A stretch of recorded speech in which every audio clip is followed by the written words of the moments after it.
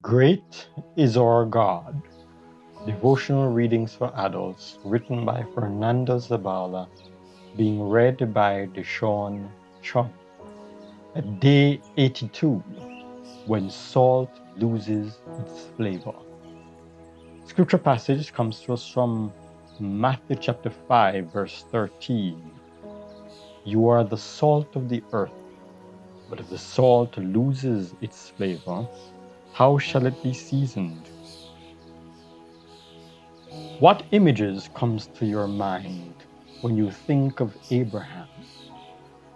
It is actually not very difficult to imagine the patriarch pitching his tent in a solitary place and then building an altar on which to worship God with his family. And what do you imagine when you think of Lot? I don't know about you, but I tend to associate him with Sodom, a night and day difference. Why?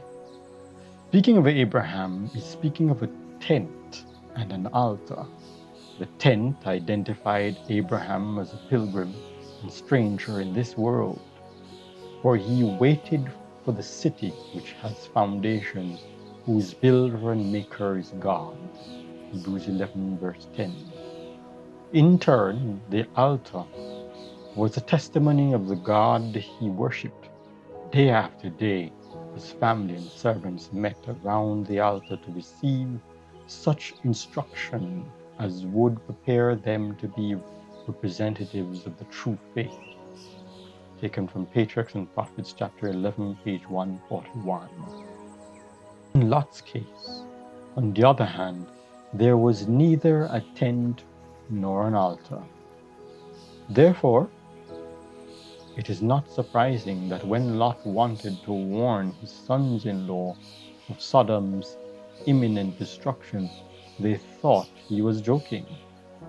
Genesis 19 verse 14. Taken from Patriarchs and Prophets. Patriarchs and Prophets says that they laughed at what they called superstitious fears. How can something so unheard of be explained?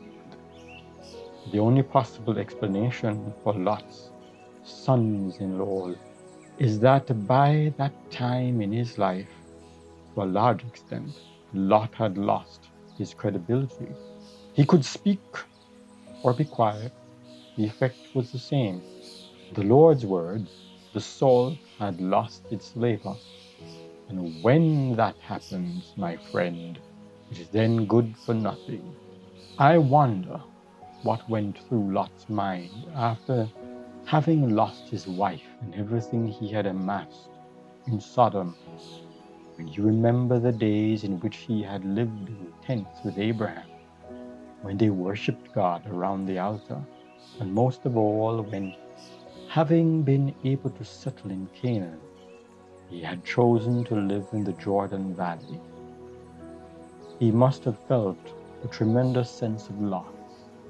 The problem began when he gradually began pitching his tent near Sodom, until the day came when the salt lost its flavor. How can you and I avoid the same mistake? On one hand, let us never lose sight of the fact that our citizenship is in heaven, Philippians 3 verse 20. On the other hand, let us do our best so that nothing will keep us from having a daily encounter with God around the altar. Dear Lord, like Abraham, I ask that nothing in this world will make me lose sight of the fact that I am a pilgrim, that my citizenship is in heaven.